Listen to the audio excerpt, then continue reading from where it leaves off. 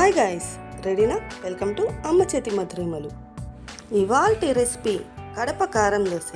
నేను పర్ఫెక్ట్ కడప కారం దోశ రెసిపీని ఇక్కడ మీకు షేర్ చేస్తున్నాను. వీడియోని లాస్ట్ వరకు చూడండి, మీరు పర్ఫెక్ట్ కడప కారం దోశ చేసేస్తారు. ముందుగా ఓ మిక్సీ జార్లోకి 10 నుంచి 15 ఎండుమిర్చి, 10 వెల్లుల్లి రెబ్బలు, మీ రుచికి సరిపడా ఉప్పు, రాళ్ళ ఉప్పును మాత్రమే వాడాలి, అప్పుడే రుచి.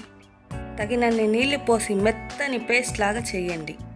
కడప కారం అంటే అంతే, దీనికి పోపులు పెట్టడాలు ఏమీ ఉండదు. అచ్చంగా కారాన్నే వాడాలి, అప్పుడే పర్ఫెక్ట్ కడప కారం దోశ అవుతుంది. నేను తీసుకున్న ఈ పిండి క్వాంటిటీకి 1/2 టీ స్పూన్ వంట సోడా, 1/2 టీ స్పూన్ ఉప్పుని తీసుకుంటున్నాను.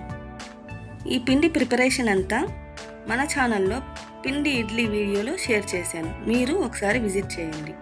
స్టవ్ మీద ప్యాన్ పెట్టి బాగా హీట్ అయిన తర్వాత మాత్రమే ఒక గరిటెడు అట్టు పిండి పోసుకొని సాధ్యమైనంత పలుచని అట్టులాగా పోసుకోండి.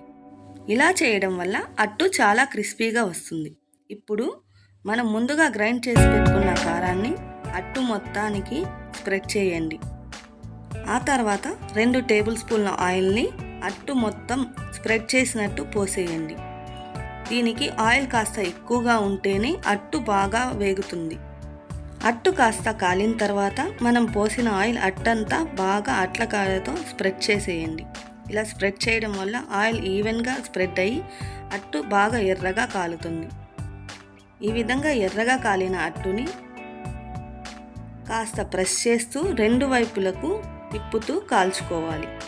నేను మీకు చెప్పిన టిప్స్ని పర్ఫెక్ట్గా ఫాలో అయితేనే మీరు పర్ఫెక్ట్ కడప కారం దోశను చేయగలరు.